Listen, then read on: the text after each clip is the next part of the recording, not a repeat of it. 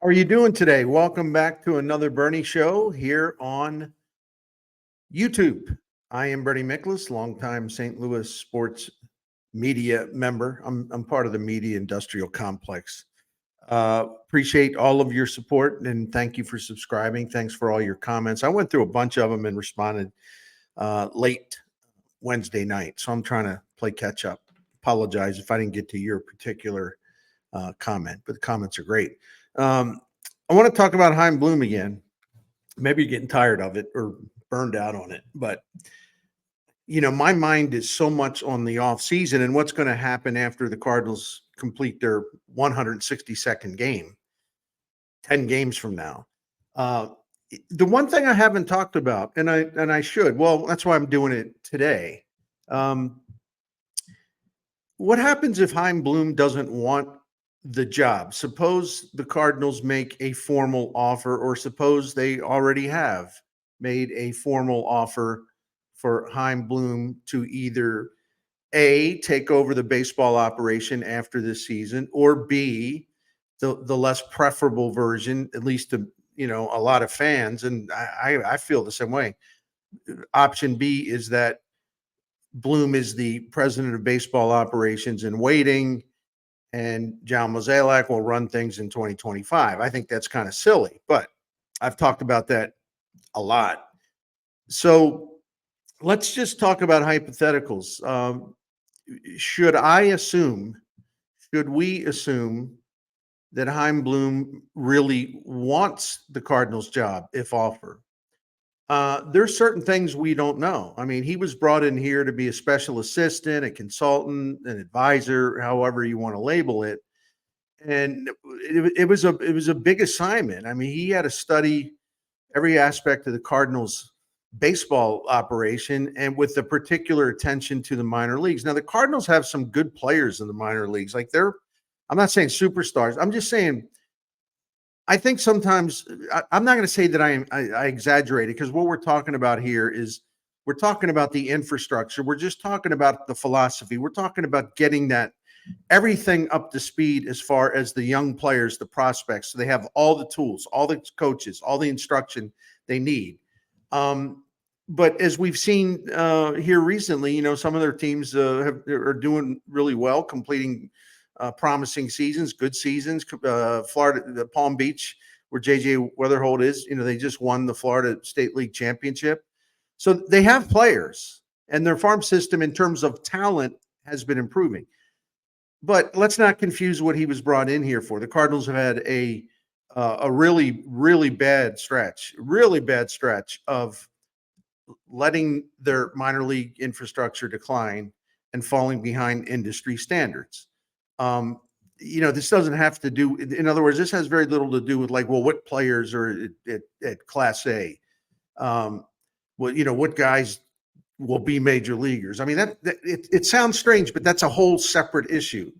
Because Randy Flores, and his staff, they've drafted some good players. I think they've made it better. You're going to strike out every now and then, or sometimes you're going to strike out a lot.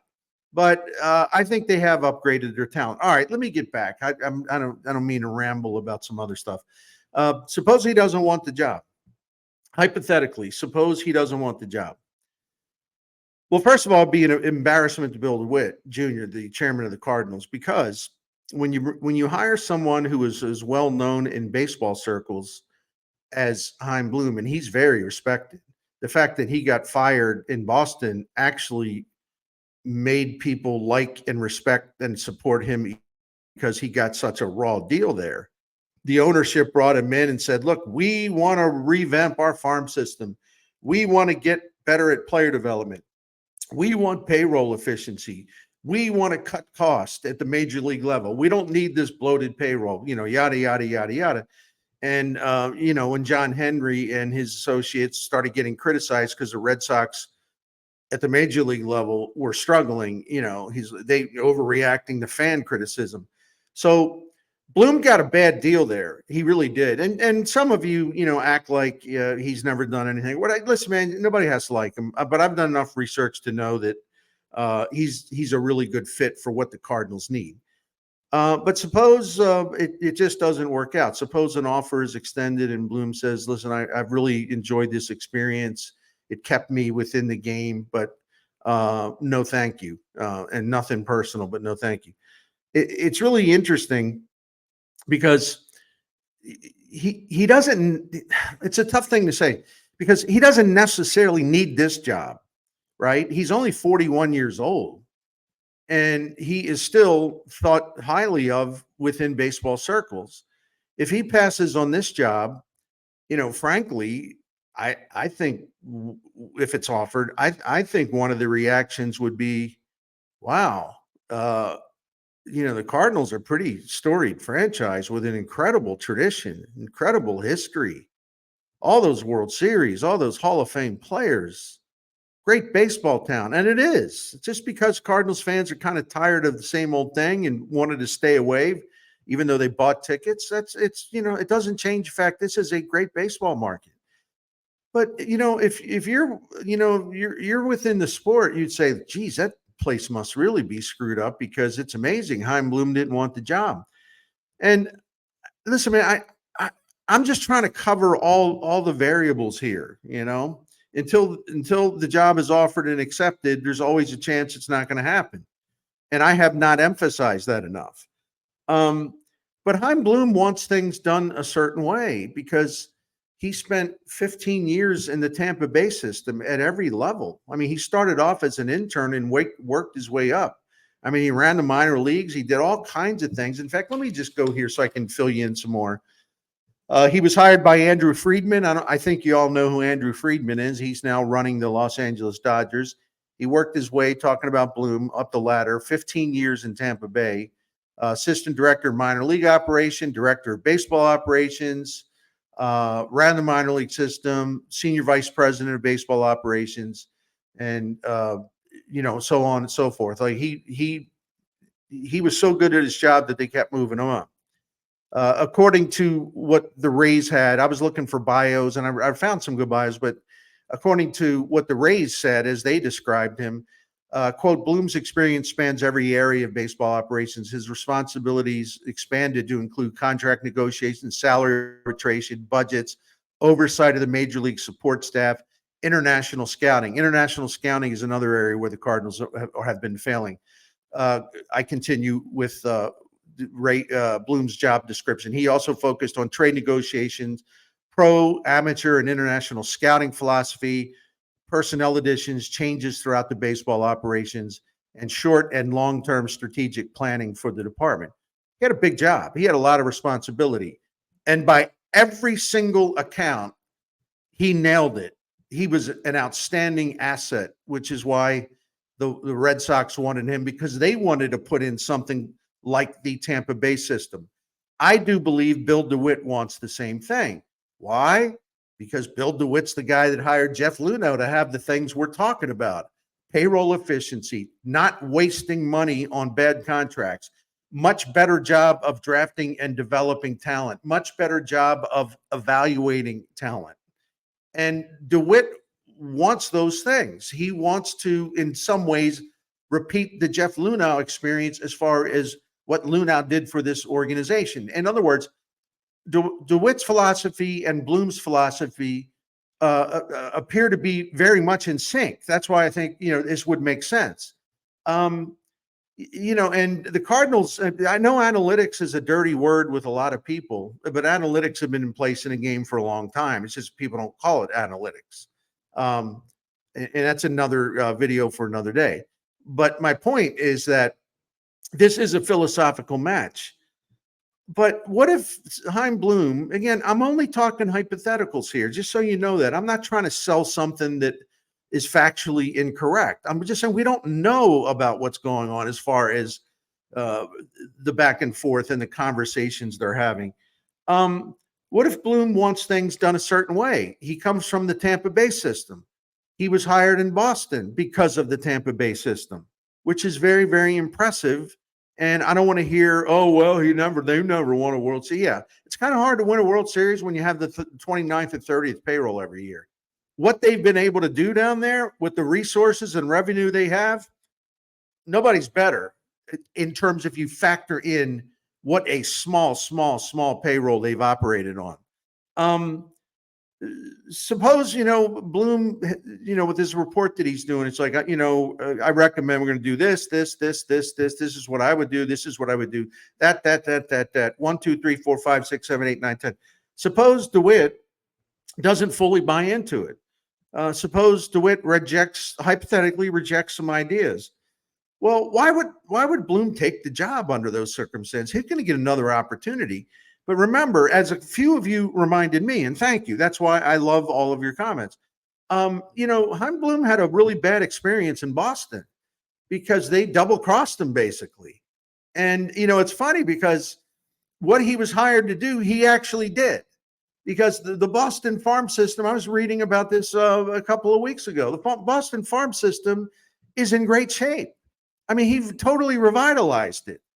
There's players on their team this year, young players that are going to be with the Red Sox for a long time. Those were Chaim Bloom's guys. I mean, he did all of that. So he could make a really, I believe, really tremendous impact. But if you're Chaim Bloom and you're only 41 years old, you don't have to take a job where the owner of the franchise, just as was the case in Boston, says he wants this, says he wants that, tells you that the philosophy that appeals to him, and then, but doesn't go all in on it, or, kind of says no to some things. I mean, I don't know if Bill DeWitt, how much he wants Chaim Bloom. I'm not privy to those conversations. So what happens in that situation?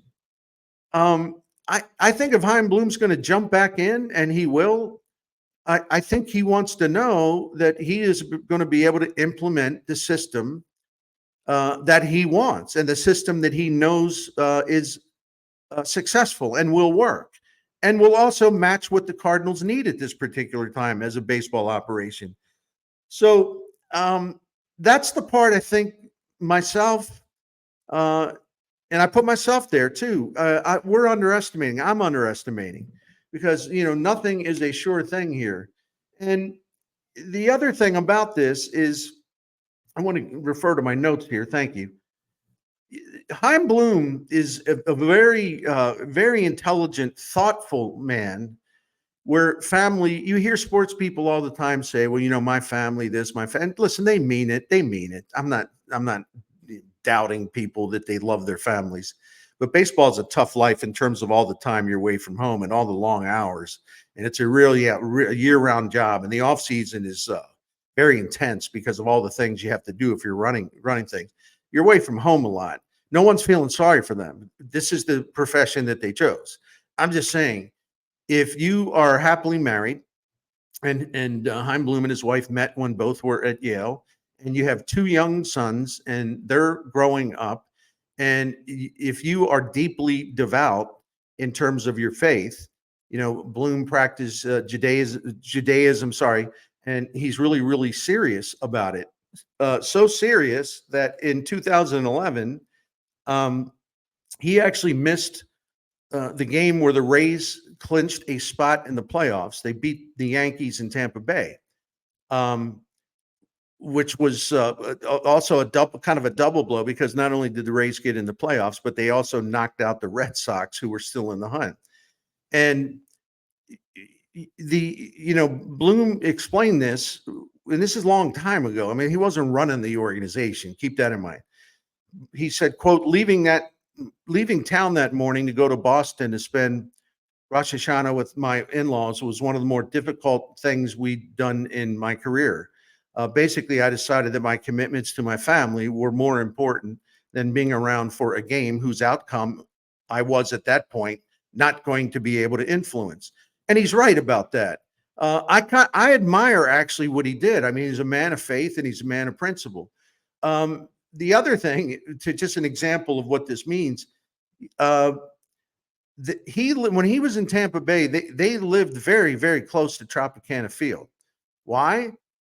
In part, as Bloom explained in an interview, so he could easily quickly get home on Friday nights to make Shabbat with his family.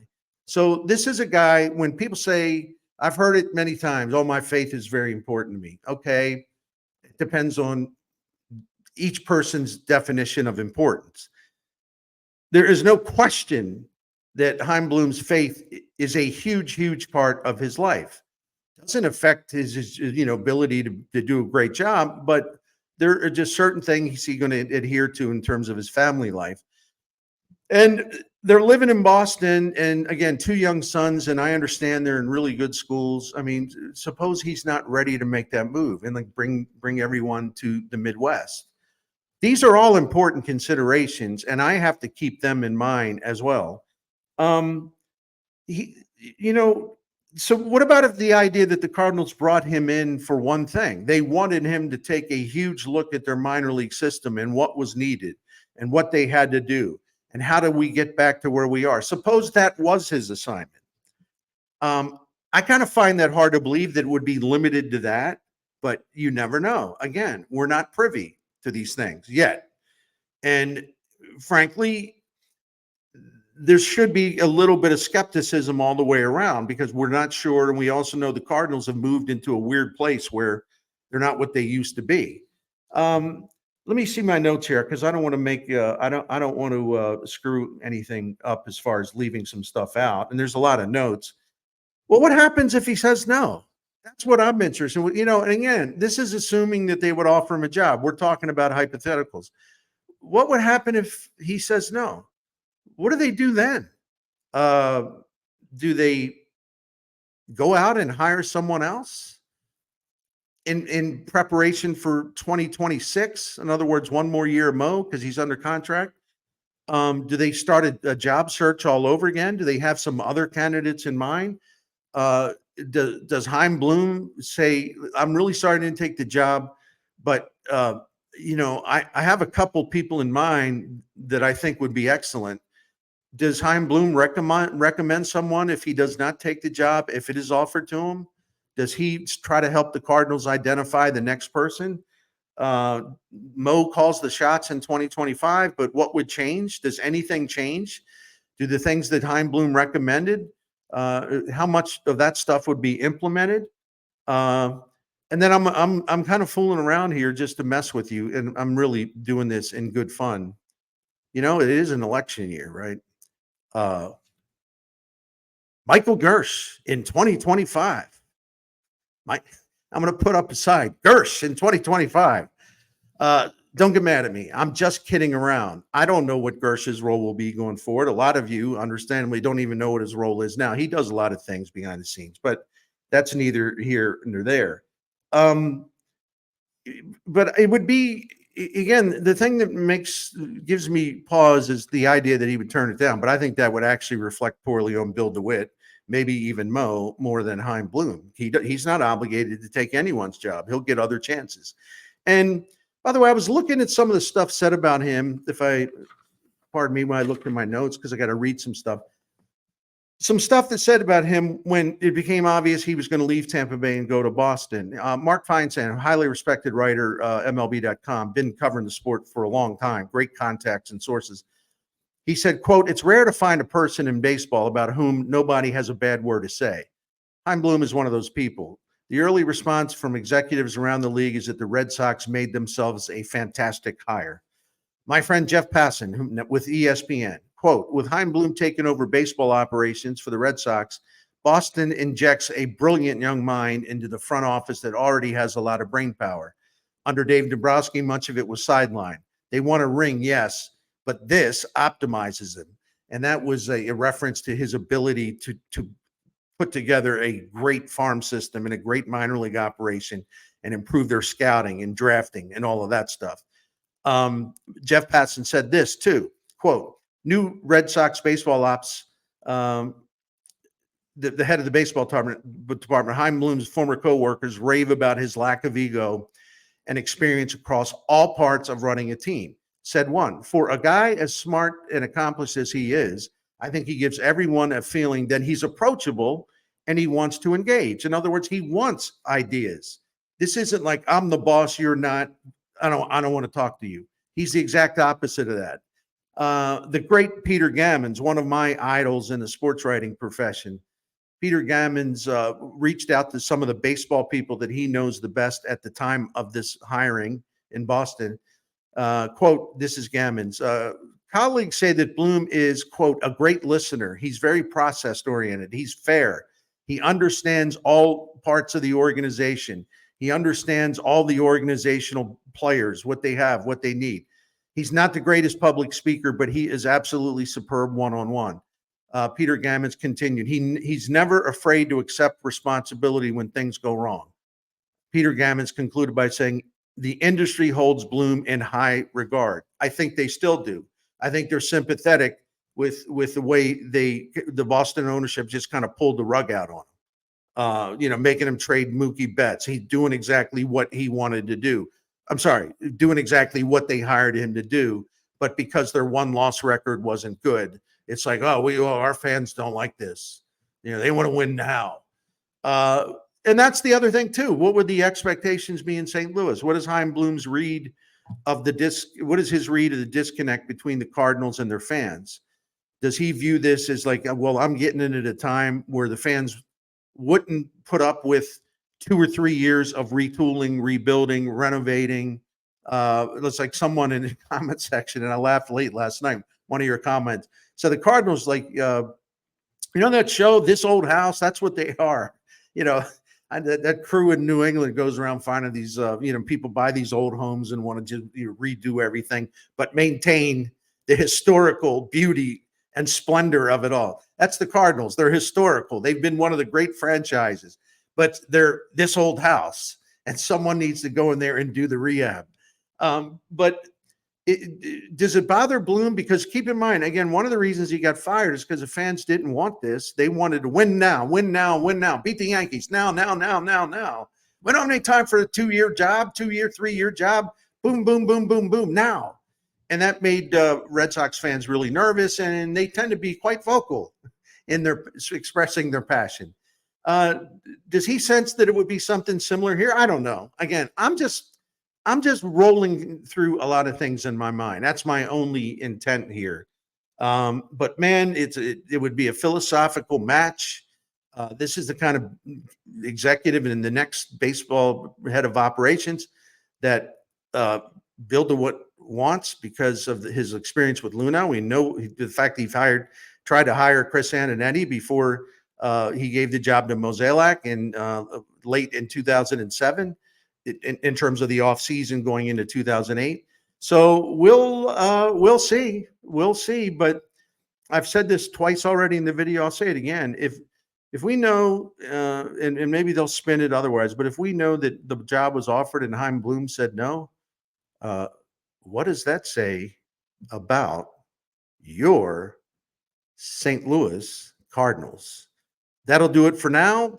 And appreciate you very much. Please subscribe. We're trying to get to 5,000. That's the next hurdle. Things are going well. Love you all very much. And thank you for all your great comments. I've learned a lot from them. And you keep me what's the word? You keep me straight too on some things. I appreciate that. It's always great to discuss ideas, even if we disagree. Have a great day.